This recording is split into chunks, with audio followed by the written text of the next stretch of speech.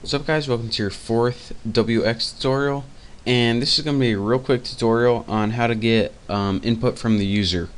Now all these frames in Windows are nice and all, but eventually we're going to need to get some input from the user if you want to actually make this a useful program in one way or another.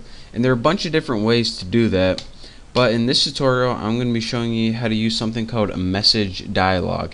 And these are those boxes that pop up, be like, do you want to continue? Yes, no. Or do you agree to terms? Yes, okay, whatever. Let me just show you pretty much what I'm talking about.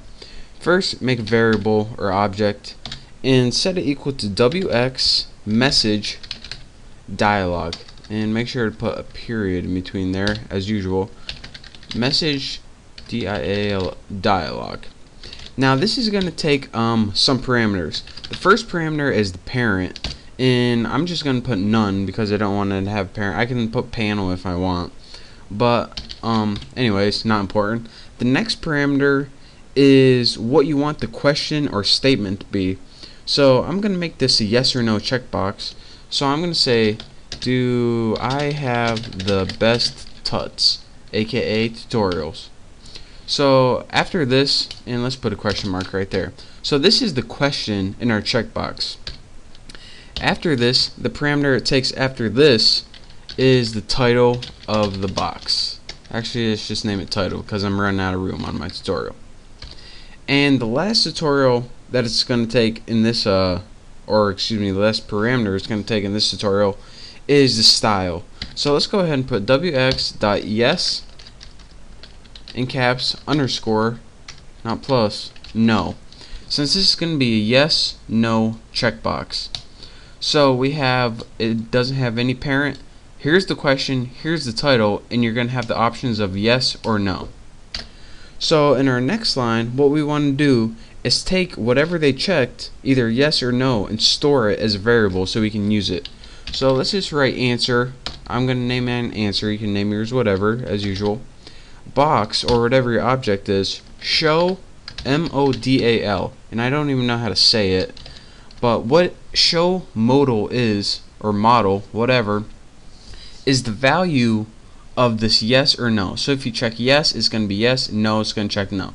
And if I remember correctly, which I probably don't, instead of storing the text yes or no, I think it's going to store integer, probably like 0 or 1 or -1 or 1 or -1 or 0, one of those. But anyways, that's a story for another day. But anyways, it's going to be stored in the variable answer. If we didn't have a variable to store the information, then why even get it? But anyways, when you're done with that, you want to get rid of your box, so just write destroy. And this will end your box, so, well, plain and simple. So let's go ahead and run this program, and let's see if I got it right.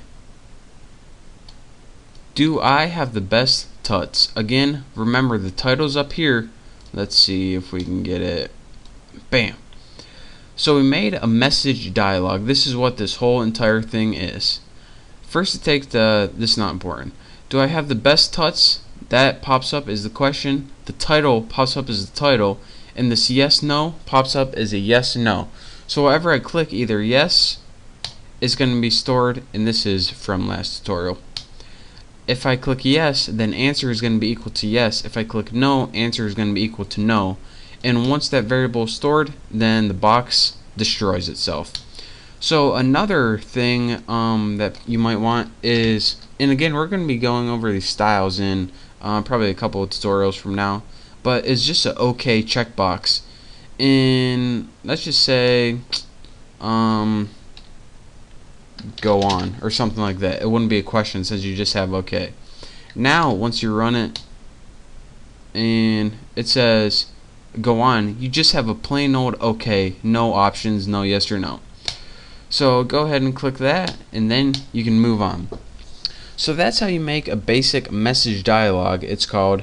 And again, you can use your styles in your last parameter to have a OK or a yes no. If you have a yes no, it's often useful to use this variable to store the value of whatever they checked, so you know what they checked. So thank you for watching. In the next tutorial I'll be showing you some other ways to get input from the user, But again, thank you for watching. Don't forget to subscribe, and I'll see you next time.